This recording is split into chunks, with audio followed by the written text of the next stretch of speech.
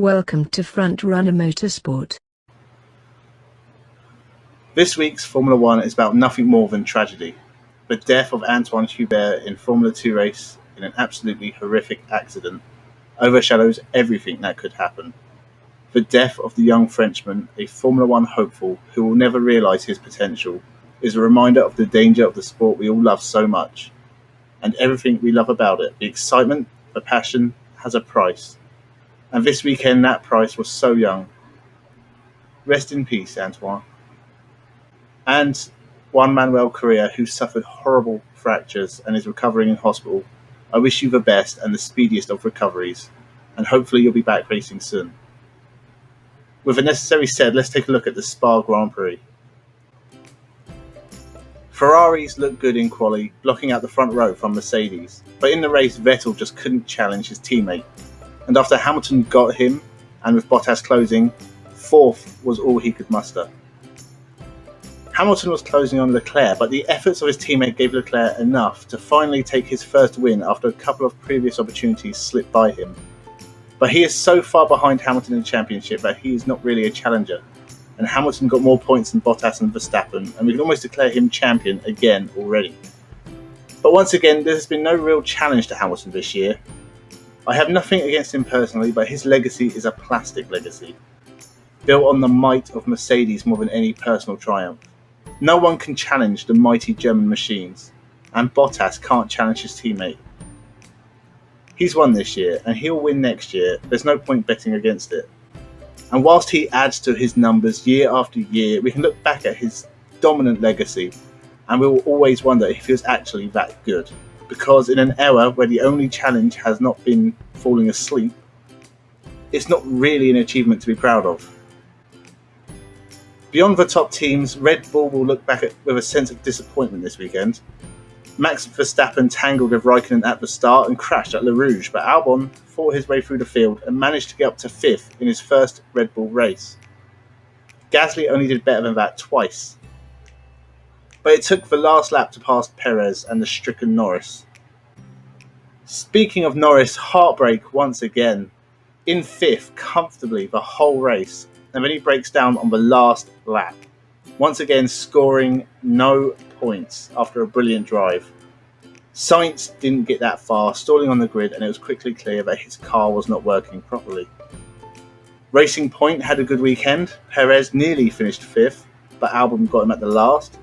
Still 6th is a good result for him, and Stroll was impressive enough to finish in 10th and get a single point. Haas had a terrible weekend, and are such a disappointment this year. Avoiding the carnage at the start, Grosjean and Magnussen found themselves 6th and 7th. But Magnussen dropped through the field like a stone, and Grosjean followed him downwards to no points. They need to get their act together. Gasly probably thought about blocking Albon all he could this weekend, but in the end the time man got past him and Gasly would settle for 9th. A good result for him after a difficult season, but another fantastic result for Daniel Kvyat, who scores points again in 7th. He has had a good year and is quietly going about his business. Alfa Romeo's weekend went downhill at the start. When Raikkonen was hit by Verstappen and dropped down the field, Giovinazzi had his best race of the year so far until he crashed on the last lap, once again disappointing the team and himself, especially as points were a possibility. Renault's bizarre strategy of not pitting Ricciardo until the very end of the race clearly backfired.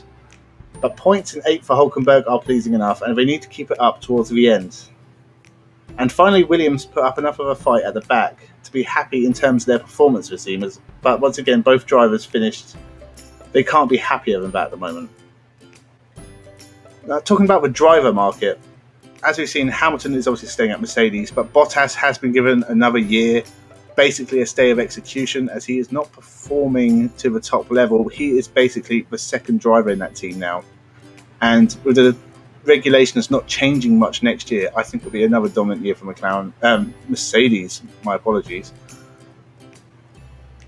I can't see Ferrari challenging them because they're not going to be improving their car. They're going to be looking at the 2021 regulations. And therefore, the status quo next year will be pretty much the same. And again, if Hamilton dominates, what does it mean? It's just another championship taken far too easily. Bottas needs to step up his game next year if he wants to stay in Formula 1. Vettel and Leclerc will be there where they are this year. Albon showed in this race that the second Red Bull can be up there with the top, but he was still miles behind the top two teams. And Gasly did get a fourth and a fifth in his time, so we need to see that he can be up amongst the top teams. And we'll have to wait for the rest of the season to see if that will happen. Talking of Gasly, Gasly performed well on his first race back with Toro Rosso. Not spectacular, but well enough. Kvyat was great again. I can see those two staying at Toro Rosso next year. The big news this weekend is that Esteban Ocon is going to be racing for Renault next year. It makes sense, he's a French driver, even though he's a Mercedes employee. But Hulkenberg has been linked with Haas. Magnussen already had a contract for next year, so it'll be Hulkenberg and Magnussen if that does happen. That leaves Grosjean without a drive, unfortunately. As he is one of my favourite drivers, I would like to see him stay on the grid. I think the best destination for him will be Alfa Romeo, because I can't see them keeping patience with Giovinazzi when Raikkonen has been doing so well. Forgetting this race, which was out of Raikkonen's control, Giovinazzi has 1 point. That's not good enough. And if Grosjean was in that seat next year, I can see him doing a bit more. And plus, it'll be a reunion of Grosjean and Raikkonen, who were previously at Lotus together. Will Kubica be at Williams next year? I don't want to make any assumptions on this one because I know I've previously upset people. But Kubica is a very good, consistent driver this year, and that's what the team need. So I think as the regulations aren't changing next year, we might as well keep Russell and Kubica together. And then have a look at 2021 to see what you want to do when the regulations change.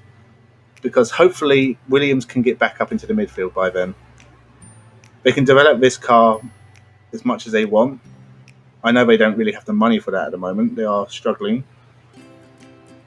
But it's a shame not seeing them further up the grid. Hello and welcome to Frontrunner Motorsport.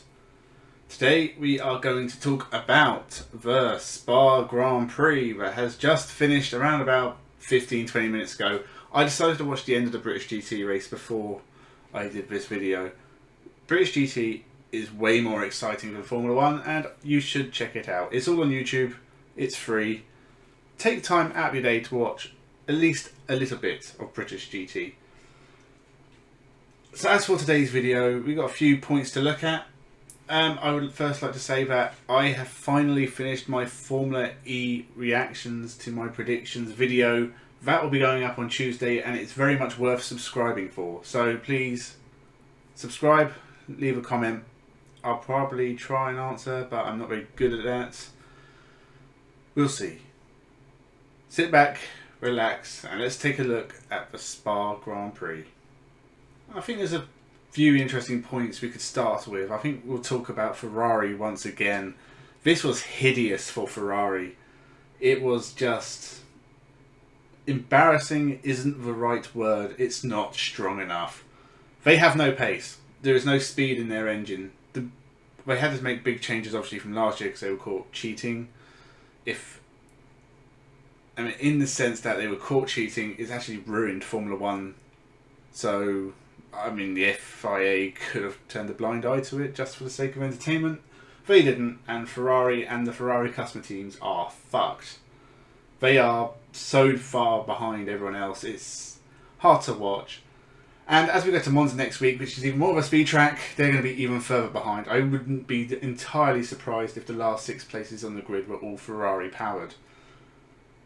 This isn't going to change for 2 years. Carlos Sainz is probably crying into his morning cereal every time he wakes up.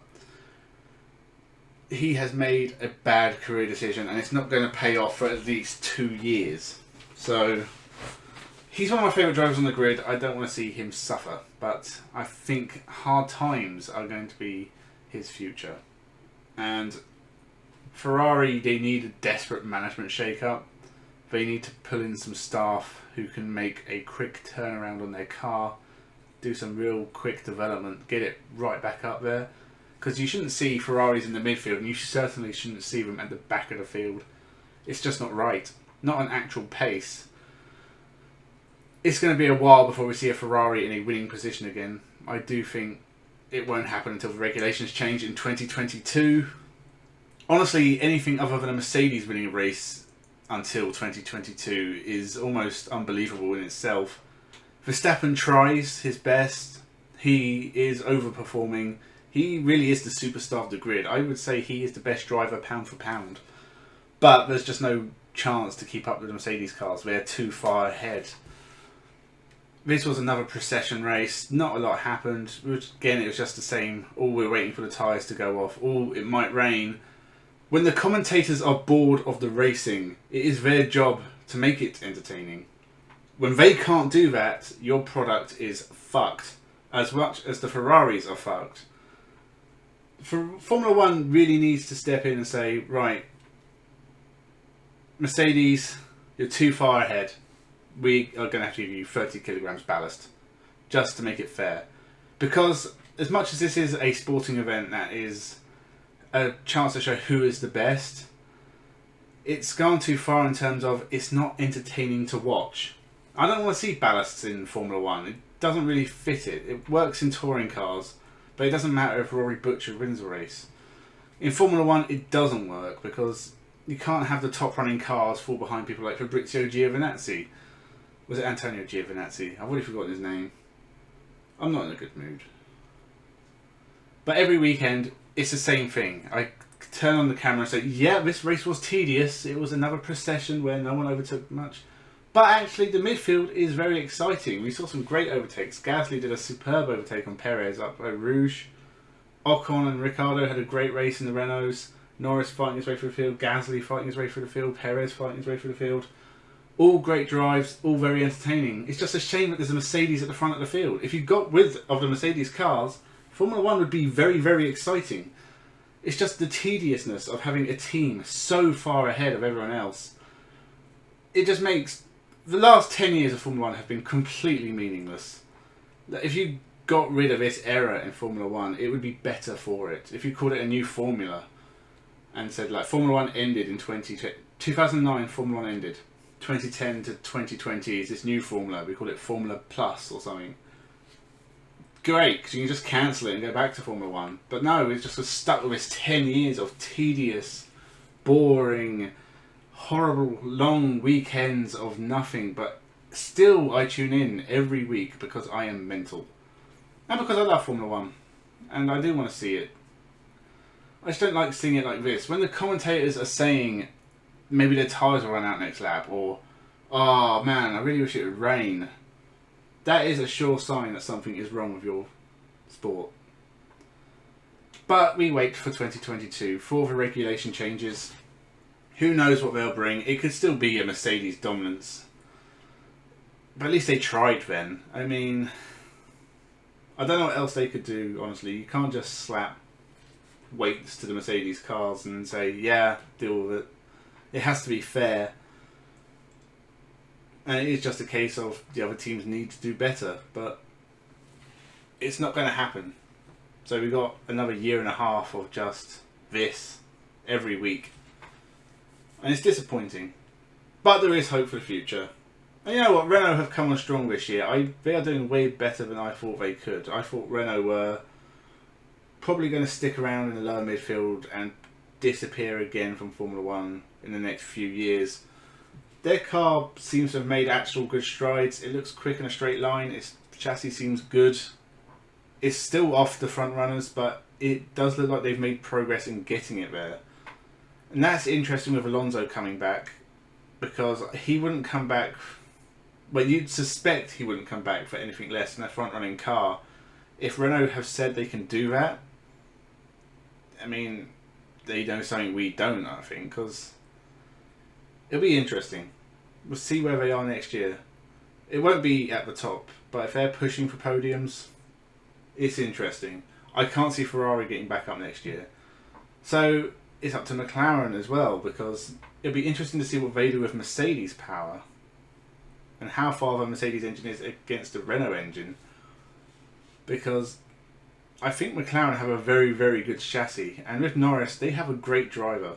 And they have Daniel Ricciardo next year, who is also a great driver. So McLaren's actual pace, it's going to make it interesting. I still think top of the midfield. So I think behind the Mercedes and Red Bulls, you'll have McLaren and Renault instead of Ferrari, which is weird. Or not, because they are winning teams in the past, but whatever. We'll find out eventually. It's sad we've got to wait, but it will happen. There's not really a lot. I mean, do I talk about the Vettel rumours again? Just no, because he's not going to Racing Point. Why would Racing Point want Vettel? He is washed up completely. He looks completely lost at sea. It's a shame seeing. I wish he'd just left at the end of last year, because you don't want to see a top driver like Vettel like he is now. Just go. I can't even think of anything. The crash between Giovinazzi and Russell, it looked like a really, really big one. I was worried for a few seconds. But it does seem like a Giovinazzi mistake, and George Russell just got caught up in it. I think if there's two drivers who are at risk of getting replaced, it's Daniel Kvyat and Giovinazzi. I say Daniel Kvyat because Red Bull have really given him more of a chance than you'd expect for them to give him. He's been there a while now, but he's never going to progress to the main Red Bull team. And they may fancy putting someone younger in that car. Giovinazzi just hasn't been very good. I mean, I was surprised at the start of this year that he took points. And I thought, maybe he's turned a corner and made it work for him. I know Alfa Romeo aren't in a good place right now with their Ferrari engines. But he has also made mistakes. And he doesn't really show any signs of getting better. So, I think Giovinazzi could be in trouble. He might make it to the end of the year. Just because this year has been weird, Giovinazzi might make it to the end of the year. They added 3 more tracks to the calendar. So we got Turkey back, which is kind of exciting. I always like the Turkey track. And we have 2 races at Bahrain, which that sends shivers down my spine. Because Bahrain... in my mind, Bahrain is one of the most boring tracks that exists in Formula 1. I don't remember any exciting races from Bahrain. So to go there twice was quite horrifying. But they're doing a different track layout for the second race, which is what they should have done in Austria and Silverstone. I'm sure they could have managed that somehow. Just a reverse. Why not? Apparently the second track layout at Sakir is going to be one of the fastest laps in Formula 1 history.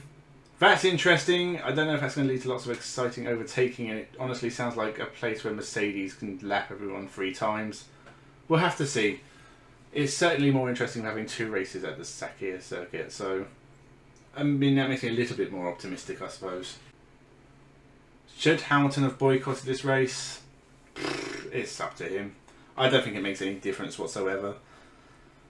And I don't really think the knee thing really matters anymore either. They've done it 7 times and I don't think the world's changed. There was a touching tribute to Antoine Hubert. It has been a year since his death. It was a shocking accident last year. And I was kind of thinking that either Spa would disappear from the calendar or Eau Rouge would be changed dramatically. I'm kind of glad they've left it. Or left it at least looking like Eau Rouge. It was a horrible accident, but it was a freak accident, and you know, that corner is part of Spa's makeup. It would be a shame to lose it. So I'm glad Spa is as it is, but I'm also glad nothing happened this year. But it is still sad to look back and remember Hubert, who was only 23. Formula 1, it's not all bad. I moan about it, but the midfield action is actually quite exciting at times. As I said, moment of the weekend, Gasly's overtake on Perez through Eau Rouge. Great move. But now I'm going to go off and watch the World Rallycross, which is also on, and on YouTube for free, so you could watch that too. I'm probably going to watch Super Formula and British touring cars if I have time. A lot of motor racing this weekend. Most of it better than Formula 1. Honestly, watch anything else. As for this channel, I haven't had a lot of time to upload the week just gone. I have been working on that Formula E video. I'm very, very happy with it. It's one of the best videos I've done. So now is the time to subscribe. It will be coming out on Tuesday. I've got a plan for 2 or 3 other videos next week, if I have time. The Formula 1 review on the Sunday, I think they're at Monza next week. I'm at work whilst the race is on, so if I get a review up, it'll be late. So I'll watch the race and then decide if it's worth talking about. If not, I'll just skip it, because it's not going to be very authentic. Because I'm going to be watching it like 10 o'clock at night, 11 o'clock, so... Thank you for watching. This was a rambling, nonsensical, tired review of a very tedious, long Formula 1 race. But I appreciate you coming back to watch these videos. Remember to like, comment and subscribe, and have a good one. Hello and welcome to Frontrunner Motorsport. And I know it's been a week since I've uploaded anything, but I have been on holiday and I didn't have anything prepared in time, so you know, I've missed out on a lot too. Including the Spa Grand Prix, which actually, as it turned out, I wasn't missing much. Nothing really happened. It was a bit of a debacle, and that's what we are going to discuss today. So, remember to subscribe, and let's begin. So I go away for a few days. I then get back till very, very late Sunday night. It's now the early hours of Wednesday morning, and I'm finally getting around to making a video about something that happened a few days ago. So you've probably already seen plenty of videos and opinions and whatever else on the Belgian Grand Prix. I think it was the only decision they could have made. That being said, it wasn't good. I went to a motor museum instead, and I had a great time. I even got a model of Rene Rast's 2018 DTM winning Audi, which I am very proud of. But when I got back on Sunday, I did watch, or attempt to watch, the... I don't want to call it a race, because it wasn't really a race, but I did watch the Spa Grand Prix. I first watched the highlights of qualifying, which were far superior. I missed an absolute banger of a qualifying session, with George Russell qualifying in second place, beating Lewis Hamilton. I can't believe I missed that. It sucks. It's a huge moment for Williams, who have obviously been pretty terrible over the last 3 or 4 years. And now they've had 2 double points finishes in a row, although this one a bit fortunate. But can you imagine if George Russell had managed to get on pole position? He'd have won the Belgian Grand Prix. Considering where Williams have been, and it has been 9 years since they've won a race, that would be amazing. As it was, Max Verstappen took the win because he qualified on pole. I don't think this will be his proudest victory, but it does kind of end that run of results where Red Bull were kind of getting pounded by Mercedes, literally. It gets them back on track, I guess, and it'll be interesting to see at Zandvoort, with Max Verstappen's home race, what kind of position they're in. Hopefully Sergio Perez can back him up, because he's not had a great run of luck recently. So the actual race, for what it was just a few safety car laps. Nothing happening, no overtaking, and the race finishing in qualifying order, because the weather was too bad to go ahead. This is always a shame, and you see it a lot more in NASCAR, where the slightest drizzle and they have to call the whole race off for another day because they can't dare go out onto the track, which actually in NASCAR is probably sensible. I think some kind of alternative is needed. So I've come up with the idea of a heavy weather alternative vehicle. Something simple. Like you just do a 1 litre electric car. That way it's sustainable as well. You just bring it round with them on the Grand Prix circuits to every track. And if the weather's too bad to race a Formula 1 car in, you can just jump in these things and just bash them about for a few laps. Doesn't have to count towards the World Championship. That wouldn't make sense. But just to give us something. Because what we got on Sunday was abysmal. But I don't think they could have done anything else. It was too dangerous to race in. Given what we've seen at Spa in recent years, and in the W Series qualifying as well, we had a massive crash with about 6 cars piling up in Eau Rouge. Beitskavissa and I think it was Alia Algren ended up in hospital. Didn't take part in the W Series race this weekend. And obviously you had Lando Norris as well, crashing in qualifying at quite a high speed. It's probably best not to race in those conditions. So this was the only option. It doesn't look very good though on TV. And if you're a paying customer, I should imagine you were pissed. So, as I said, I think the only alternative is to have a small vehicle. Let them just bash into each other for 5 or 6 laps. That way everyone gets something out of it. It doesn't affect the World Championship. Like, if Max Verstappen wins the World Championship by half a point, we can look back at this race and say, that probably helped. And I don't think Max Verstappen wants to win the championship that way.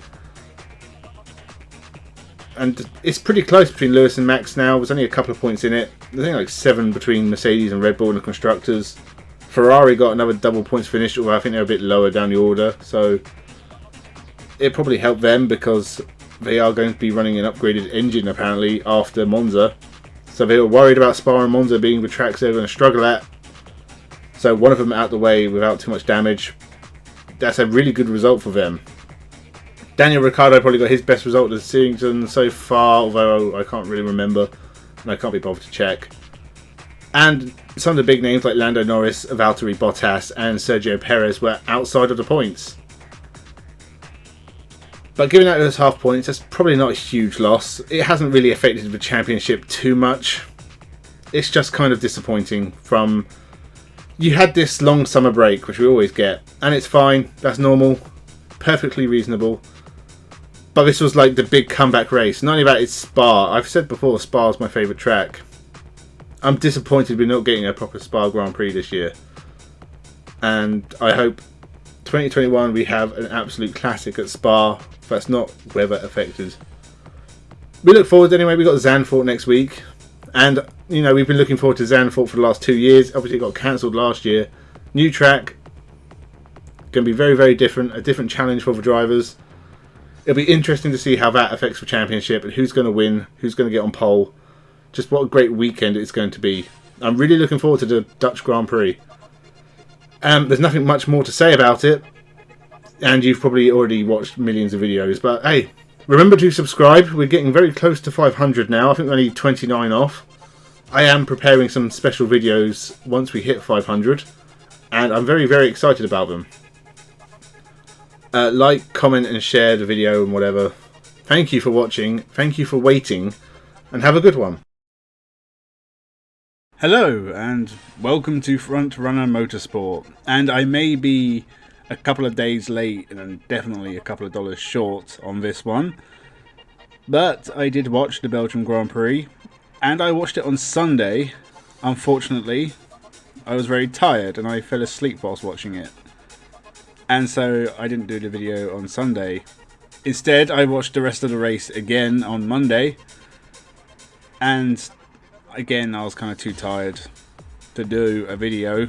So we're doing it today. And really, not a lot happened.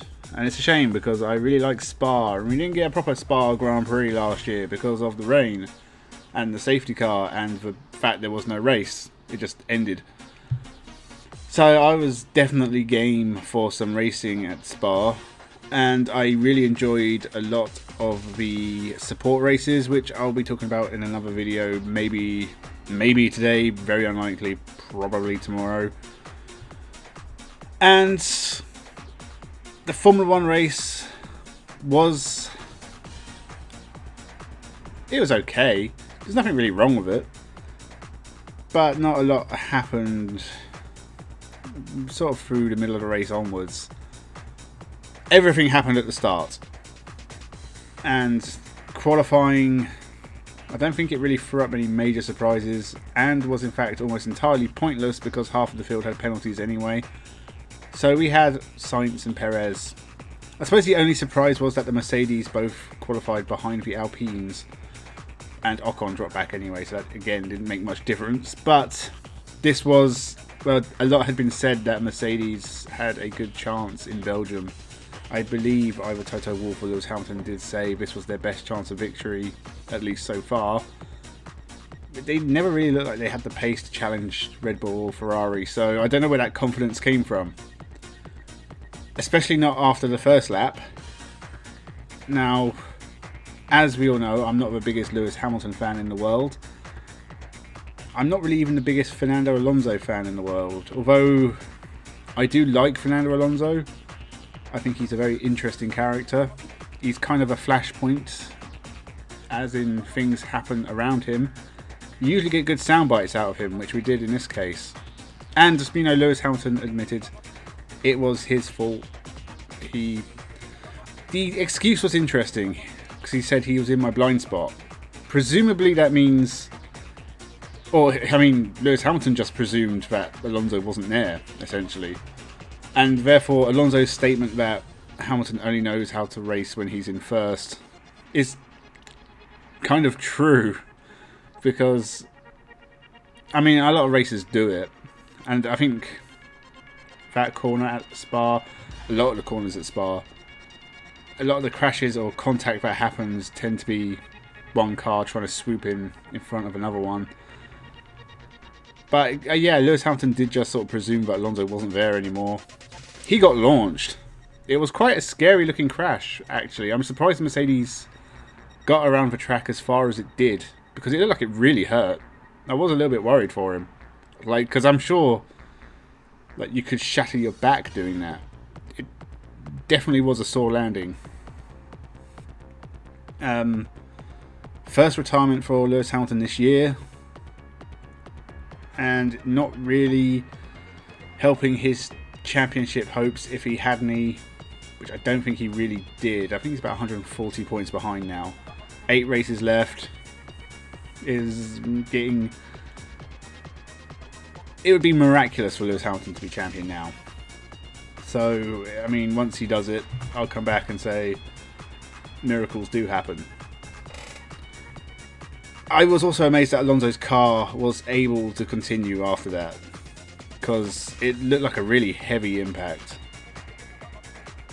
But he did, and he got a good result as well. In fact, Alpine, one of the teams of the weekend, outside of the front teams, they were definitely the best team. So it's a top job for them. It's a shame that off the track everything is a joke. I'm just going to close this curtain because the light is shining very brightly. That's better, I guess. No. So, what else happened? Not a lot. Latifi spun and took out Bottas. Latifi spins at least once in every race, so it's not a massive surprise. I believe Bottas and Hamilton were the only retirements, so it's lucky Bottas wasn't driving for Mercedes anymore. And as I said, this race wasn't amazing. We had Verstappen and Leclerc coming from the back. Verstappen was already in third place on lap 8. I think he took the lead on lap 12. At that point, there was no doubt that he was going to take victory, really, unless something happened to him. And he did a fantastic job. 3rd win in a row. And it looks really difficult to stop him right now. Perez drove really well as well. Took 2nd place. He's 2nd place in the championship now as well. Red Bull have a big lead in the Constructors' title. Everything's looking good for them. Ferrari, Sainz, never really had the pace to win this race. I think he actually drove pretty well. Maybe a little conservatively. Maybe that's for good reason. But it wasn't a bad result in the end for him. He got on the podium. As for Leclerc, this was another complete joke. Yes, he started at the back. It was always going to be difficult. It didn't help that Verstappen absolutely carved his way through the field. And he got a visor tear-off stuck in his brake ducts, I think it was. And he had issues with sensors. So he had to pit early. I guess that messed up his strategy. He's kind of out of sync with everyone. Running in 5th behind George Russell. And he decides, well, I don't know if he decided or Ferrari or they jointly decided that he should pit and go for the fastest lap. Which is always kind of a risk, even if you have the gap to do it.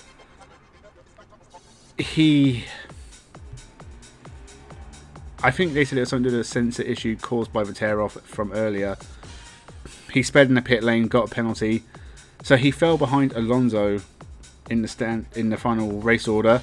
And he didn't even get fastest lap, so it was a waste of time anyway.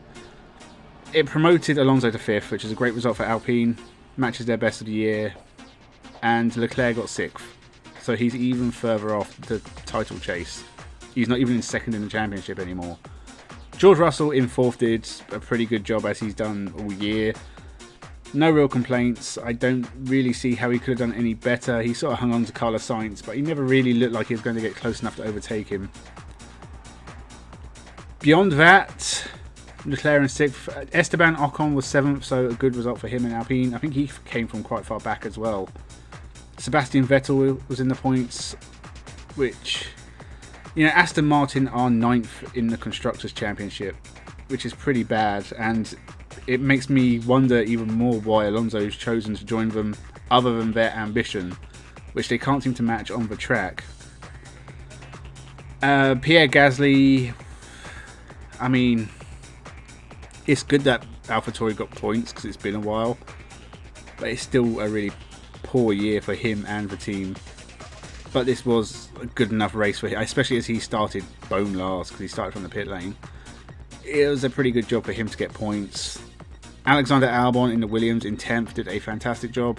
A point for them is basically a victory, so massive for the Thai driver. And he's overtaken Lance Stroll in the Drivers' Championship. So Lance Stroll is 19th out of 20. 21 technically. And he's the one who's definitely got a job. Ugh. Outside of the top 10, really it's your usual suspects outside of the McLarens, who I honestly don't understand where their pace has gone. They're not really even competing with the Alpines anymore. They're nowhere near them. So Guan Yu Zhou, Yuki Tsunoda, they're all kind of just lost in the midfield. The Hasses as well, their pace seems to be very racetrack specific. But they didn't have any pace all weekend. Now, I don't really have a lot to say about them. Latifi finished the race, but I think he might have been last, or there might have been one car behind him. I can't remember. But he hasn't scored any points anyway. So that was the race order. As I said, this was not the most exciting Formula 1 Grand Prix in the world ever. But it's always nice to have racing at Spa. The championship honestly looks pretty much sewn up. I cannot see anyone catching Verstappen. He has a nearly 100-point lead over his teammate. So he's pretty safe for 4 races and there's only 8 left. And the next one's his home Grand Prix, which he won last year. So chances are he's going to win again this weekend. We'll find out. Obviously things can happen. Ferrari need to get their act together. Leclerc is honestly in danger of falling behind his teammate, and George Russell's not far behind Carlos Sainz. So the battle for 3rd is on. They're not far behind Perez, but if Perez continues to drive as he is doing okay. I think he's probably the favourite for 2nd place now because Red Bull do just seem to have a good pace advantage over everyone else. Mercedes, this promised performance has not happened, and I think they're not far off the Ferraris, and that's kind of a victory for them considering how bad this year has been for them. Anyone behind that, the Alpines, I think they're pretty much set in stone for 4th, and Norris is going to do well to hang on to a 7th place above Ocon and Alonso, and I think all 3 of those drivers are pretty close together on points now. And then the rest of them, it could be anything because it seems to change every race. As for the Alpine McLaren contract situations, I know this is going to court at some point. It might be this week. And it does sort of look like we're going to have Piastri and Norris at McLaren and Ricciardo and Ocon at Alpine. Jack Doohan did a fantastic job in Formula 2 this weekend, and I really think he deserves the Alpine Formula 1 seat. It'll be a massive disappointment if he doesn't get it, and I honestly think if Daniel Ricciardo wants to show any kind of national pride, it would be nice for him to join Alpine as a reserve driver, helping Jack Doohan adapt to Formula 1. I think that would be a better role for him than being a Formula 1 driver right now, because he clearly doesn't have it anymore. And he doesn't want to end up like Sebastian Vettel, driving in an Aston Martin, spinning fairly often. And he's kind of getting there. So maybe he'll do one more season as a chance to redeem himself a bit, give his name a bit more credit with a team he has been with before. I think it'd be a bad idea, and I would like Alpine to show some, like, be a bit brave, go for a young driver like Jack Doohan. And the other one that was interesting was Mick Schumacher, because apparently he's not part of the Ferrari Driver Academy anymore. That's quite shocking considering his name, but it increasingly looks like Haas are going to replace him. So again, that seat being open is quite interesting, and it'll be fascinating to see who ends up driving for them. I honestly wouldn't be surprised if it was Romain Grosjean, with Rich Energy as the sponsors. So that was the Spa Grand Prix. I don't really have anything else to say about it, apart from congratulations Verstappen on your championship victory. This weekend we are going to Zandvoort for the Dutch Grand Prix. Banking, I'm sure it's going to be a good run. Apparently they're planning on running with DRS on it, or testing the DRS on the banking. That'll be interesting.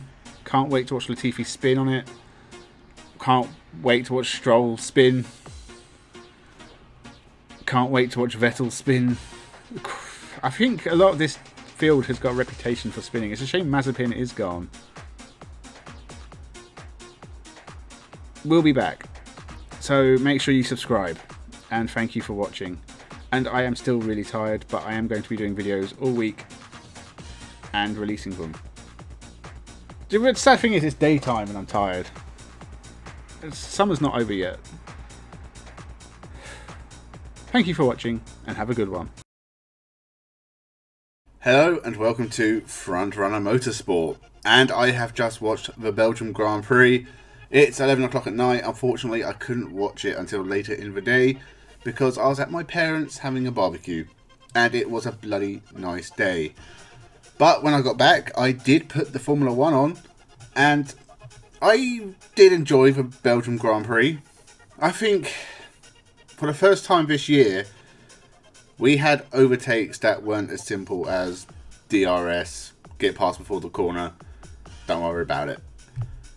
I mean, just for example, Ocon on Tsunoda, middle of the corner, brilliant move. You don't see that at a lot of tracks in Formula 1. So, Spa at least gave us that. Even with all the recent controversies and the weather again was a factor this whole weekend, I would love to see Spa on the calendar forever. I don't think it will be. I think it'll be gone and replaced by another boring, wide, runoffs everywhere, no overtaking, dull as hell track in probably somewhere like... There's not many places in the Middle East they can still go, I don't think. But I'm sure they'd find somewhere. Honestly, I'm surprised if Israel didn't turn up on the calendar. Or... actually, I really can't think of any other countries they could go to in that area. But they'd probably just add another Saudi Arabian Grand Prix or something. Hopefully they see sense and keep Belgium on the calendar, even if it's not at Spa, because Zolder is also a really good racetrack. Belgium's just, for some reason, they're just really good at making racetracks.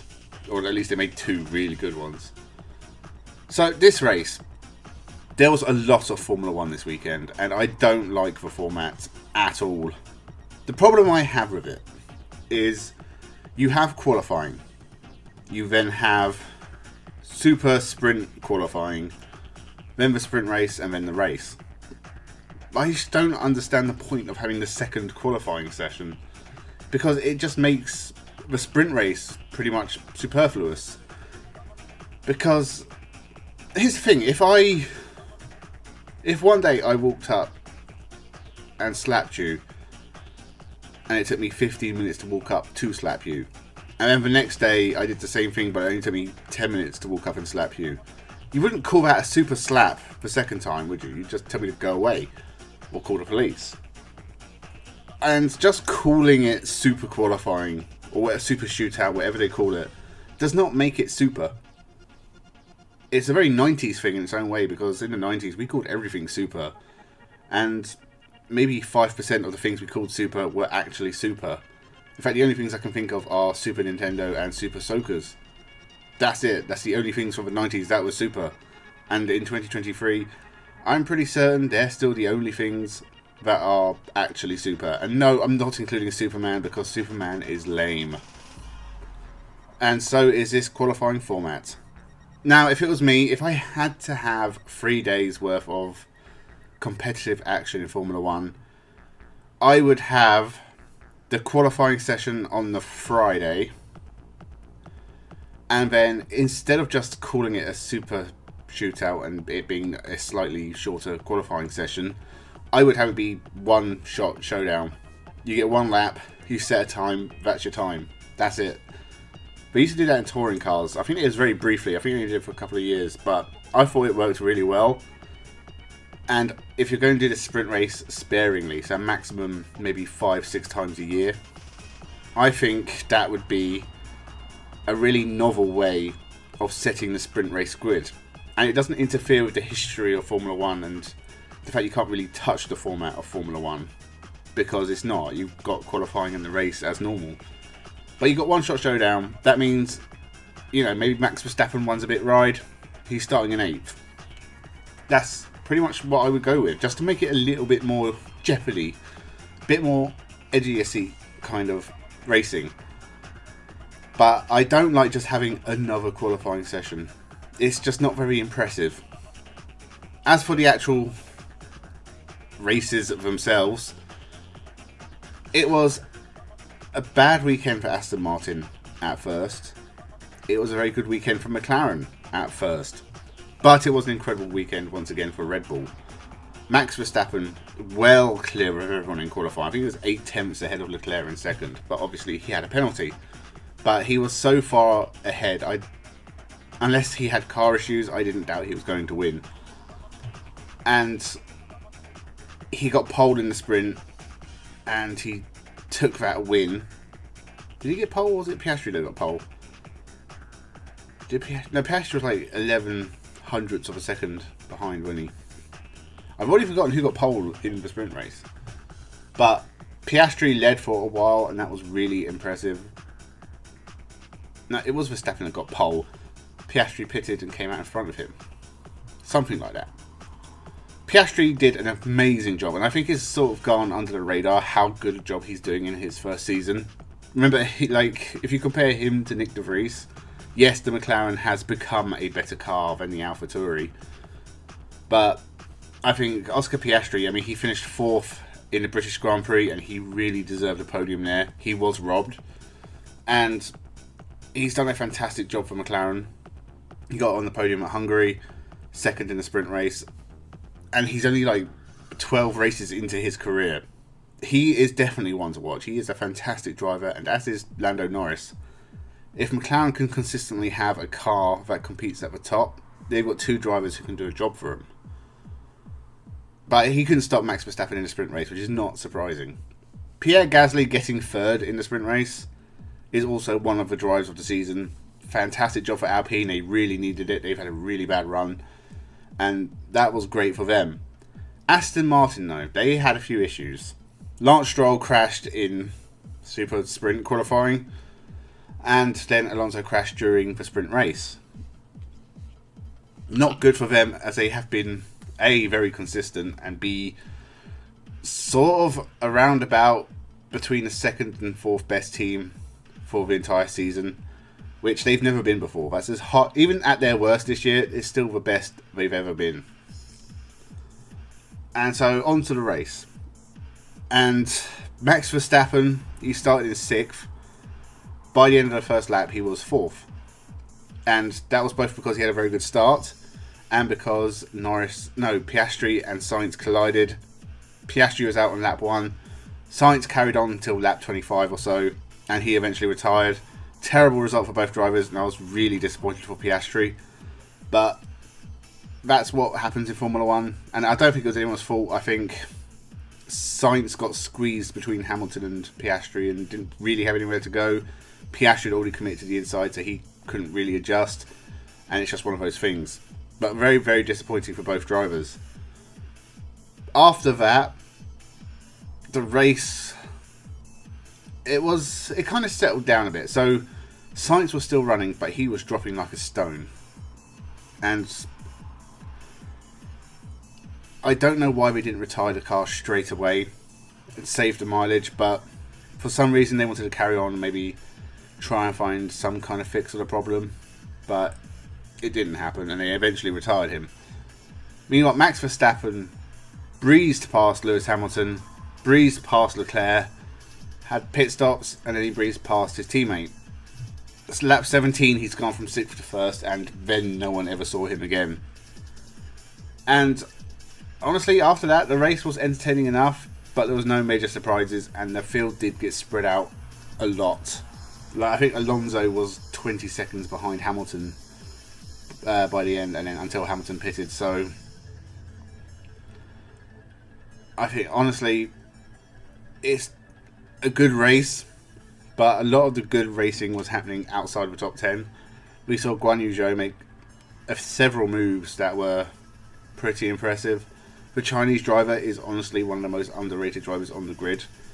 He's never really talked about, and the Alfa Romeo does not really give him the opportunity to score points, but at times he looks very quick. He doesn't make too many mistakes, and when the car is working, he does get moves done, and I think he looks like a very impressive driver if he can get in machinery that represents his talent level. But I think, again, Guan Yu Zhou is another one who we should watch, and will probably disappear from Formula 1 having done nothing, but hopefully things work out for him. There wasn't really much else to say. The rain shower was very, very brief and didn't affect the race at all.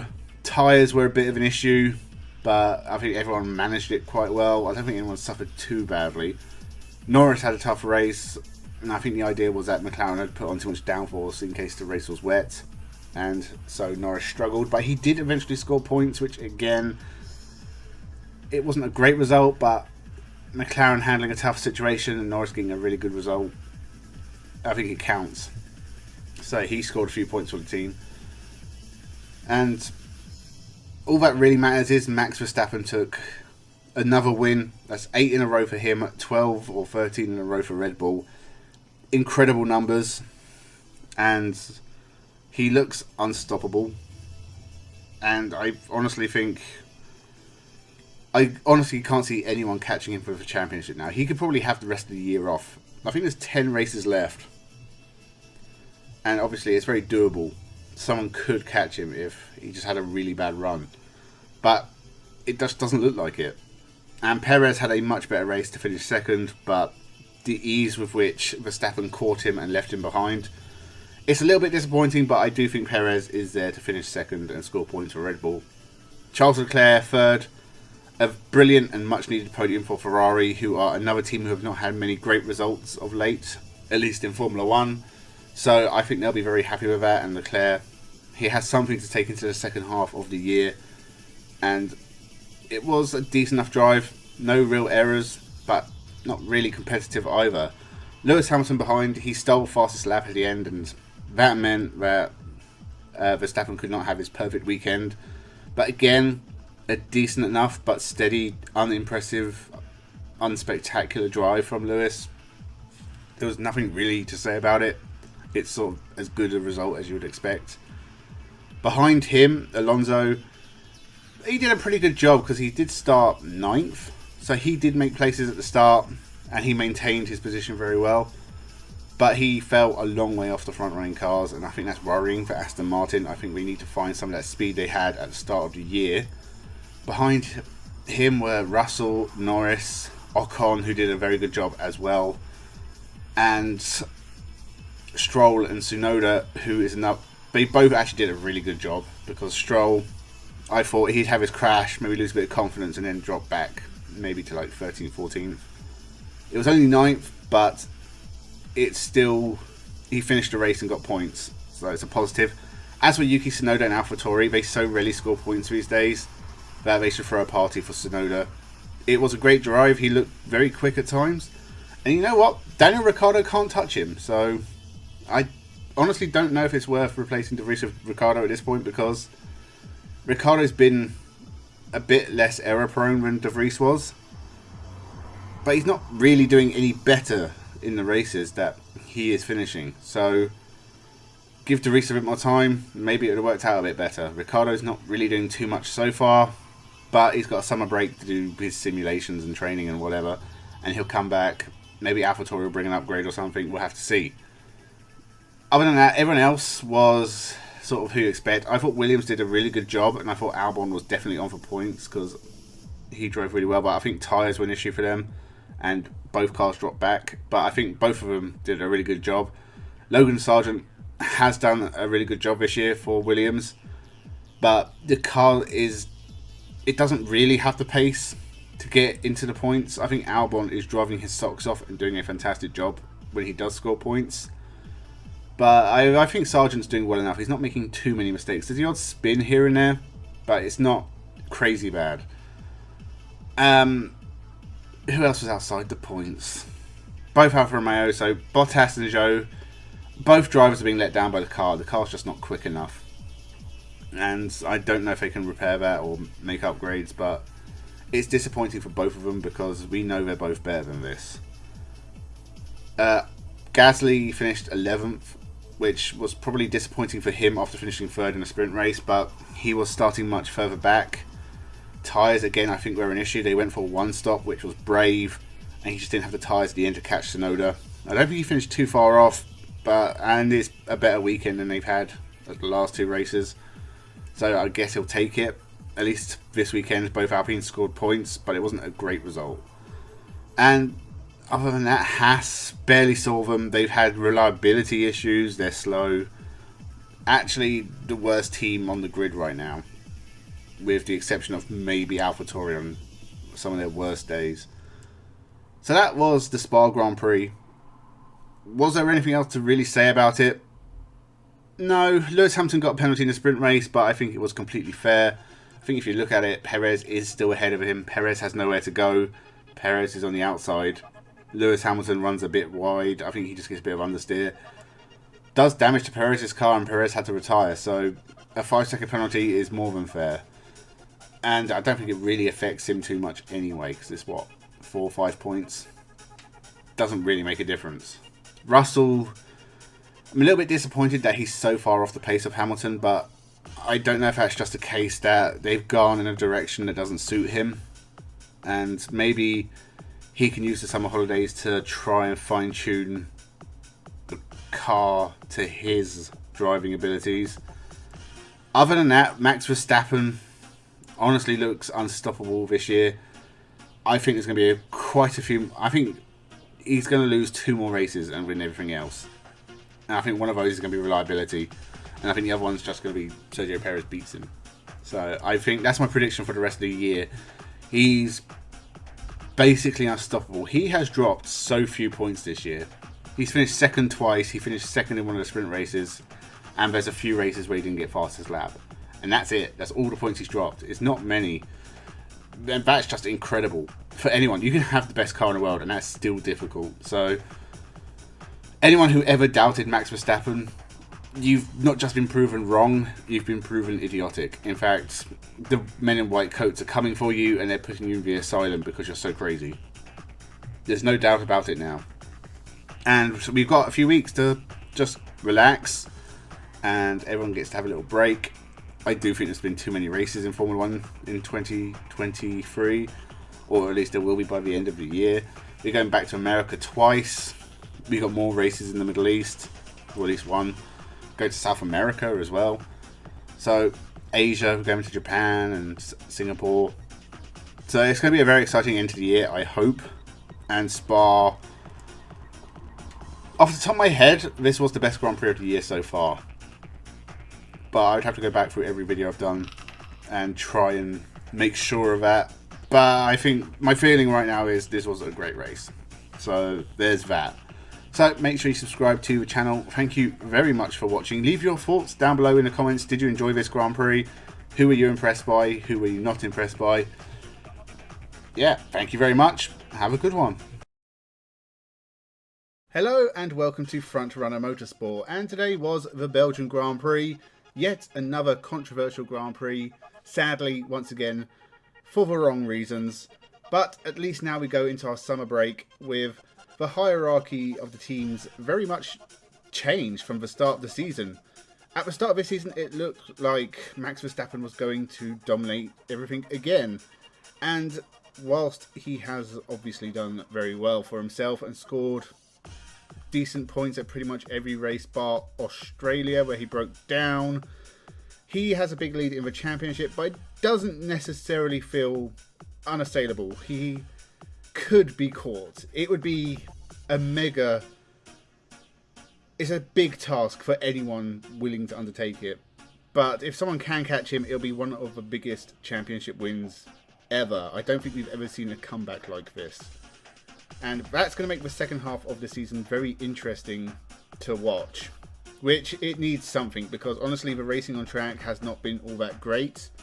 I did enjoy the Belgian Grand Prix just because we had the top 8 cars in the top 8 places without any real issues. Yes, Max Verstappen had a grid place penalty, but he got up to the top 8 pretty quick.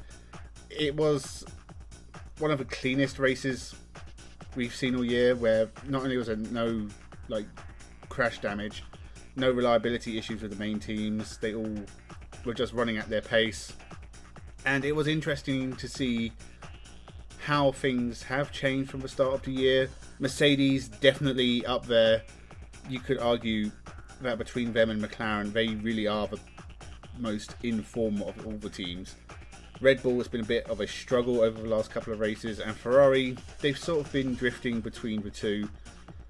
And honestly, everyone else, it's like a different league. I think Fernando Alonso was 9th, and he finished something like 25 seconds behind Sergio Perez in 8th. So, I mean, the rest of the field don't really stand a chance. The only chance they get of decent points is if some of the major cars drop out. Which is a bit of a shame when a championship is like that, but I'll take anything than what we had before. So it's interesting to see cars swapping around on strategies and pace. That being said, George Russell really starved the show at this race, in my opinion. That was a tough strategy. It was George Russell's call, it seemed like, and he did a fantastic job to make it work. He held off Hamilton and Piastri at the end, and to lose it all for being disqualified, massive shame. What had been his third win, definitely been his best so far. I don't know if Mercedes will try to get it overturned, appeal it, whatever. It really depends on why the car was underweight, and by how much. If it was a lot and it's like a big mistake Mercedes have made, then obviously I think they'll just have to accept it. Until we know more about why, it's hard to know what they'll do. But as I said, it's just a massive shame for George Russell, because this was a beast of a drive on really old tyres, holding off cars much faster than him on cleaner tyres. It was a really good job. Massive shame. Honestly, I hate it when races are settled by penalties, but at least it wasn't track limits. This is a big rule break, and obviously it would have had an effect on performance if his car was anywhere underweight. So it's a shame, but necessary if it is. But Mercedes are really climbing back up the field, which is both a good thing for Lewis Hamilton and a bad thing. I'm sure that he's happy to take 2 wins so far this year, but also looks behind him at the Ferraris, who are struggling a bit, and thinks, oh shit, I've signed for them next year. Whether or not there's a way for him to wiggle out of that, I doubt there is, but Mercedes haven't announced a second driver yet, and it's got to make you wonder if there's a reason for that. Maybe they are hoping Lewis Hamilton will be able to get out of his contract, or they'll try and buy him out of his contract. and maybe Lewis Hamilton will be open to it if Mercedes are winning races again. Hard to tell. We'll have to wait till the end of the year. Honestly, you're getting into some real deep legal stuff there, and something I'm definitely not equipped to deal with. But it'll be interesting to see where these seats go for the rest of the year. Mercedes have got a second seat to announce. We know who's going to be driving at Haas now, but we don't know who's going to be driving at Alpine. Williams as well was up in the air. It's interesting. We don't know what's going to happen with Red Bull and RB. This was not a good performance from Sergio Perez once again. He had a much better qualifying and he got the car on P2. But the race, he just doesn't seem to have any kind of lasting pace. I don't know how far off he was, but the fact that Verstappen had a 10-place grid penalty and still got ahead of Perez fairly easily on strategy. They did make a strange call to pit him early, which obviously put him out of sync with everyone else and didn't necessarily give him any kind of advantage. But Perez just seemingly couldn't make anything work. And really that's the story of his season. It's just not working out at the moment. It'll be interesting to see what Red Bull do in the summer break, because they could do a lot of chopping and changing. Because I mentioned, the likes of Liam Lawson and Isaac Hadjar. They also have Ayumu Iwasa in Japan at the moment, and he's a decent driver. He did a very good job in Formula 2. He's doing a pretty decent job in Super Formula, if a little unspectacular. But honestly, I think Red Bull could go anywhere and anyone would jump at the chance to drive for them, even in the RB team. So I think they're not short of choices, and if Perez, his time is up, I would prefer to wait till the end of the season. But if you wanted to get rid of him now, it's not a bad time with the summer break. Daniel Ricciardo has kind of been doing better, so maybe he's done enough to save himself till at least year's end. He scored another point here due to Russell's disqualification. I think that brought him up into 10th. But honestly, the back market teams, no big surprises. Alonso and Ocon are also in the points. But it's about what they've been scoring all year. They were not in touch with any of the top cars. And it was the usual bunch: Haas, Williams, Stake, struggling at the back. Guan Yu Zhou, the only retirement of the race. Another massive disappointment for him. He is such a great driver. He has not had a chance to show it with Stake, Sauber, whatever you want to call them. He's so much better than this. We know he's better than this. He's been on pace with Bottas pretty much all year. And the Stake car is clearly the worst in the field. And it's just... he seems to get most of the mechanical gremlins. He's not really driving badly. It's just you can't really tell if he's driving fast or not, because he's either not making the end of races or he's just way down in the midfield, not really even challenging for points. So massive disappointment for Guan Yu Zhou, because I do think he's better than this, and it would be nice to see him in a competitive car, but whether or not we ever will, hard to say. There's obviously a lot of shake up at Audi as well for 2026. They've recently sacked the two main people involved with the Formula 1 deal. So what happens with that in the future is it's up in the air at the moment. I'm sure they'll carry on and plough ahead. Red Bull and Ford, we haven't really heard much about that, but it's a little early, I guess. You've got a couple of years. It's a strange time for Formula 1. I think after the summer break, it will be interesting to see if anyone brings any big upgrades. I think Red Bull would probably need to, just to get back on par with Mercedes and McLaren. It does seem to be going their way, but there's only, 12 races left? I forget how many. So it's going to be tough to catch Max Verstappen, whatever, because he really just needs to finish races, score points, and the championship will be his. He's built such a lead over the start, and also it's been very much a case of the wins and the best places have been shared between so many drivers, that with Max Verstappen scoring so many points, everyone else is sort of sharing the rest. No one's really pulling away in second at the moment. So the second half of the year is going to be interesting. The first half hasn't necessarily on track been very interesting. A lot of stuff has happened off track. So I think this will make the best Netflix documentary for however many years. Whether that Driven series is called, I can't remember what it's called. But whatever that series on Netflix is called, they're in for a good season next year. But the Formula 1 racing is okay. it's interesting to see 8 top cars racing against each other on relatively equal pace, and hopefully that continues, but hopefully we get a bit more battling out on track and less DRS overtakes. Wasn't necessarily the best race for just 2 cars going corner to corner trying to overtake each other. Very much Eau Rouge, long straight, Kemmel straight, and then DRS. That was pretty much it. But we'll see what happens in a few weeks' time, I think. I think it's 3 weeks. I forget which Grand Prix is coming up next. I'm sure it's a good one. So with that, make sure you subscribe to the channel. Let me know your thoughts in the comments below. Did you enjoy the Belgian Grand Prix? What did you think of the outcome? What do you think of Russell getting disqualified? It's unfortunate. I don't really think there's much more to it than that. Thank you very much for watching, and have a good one.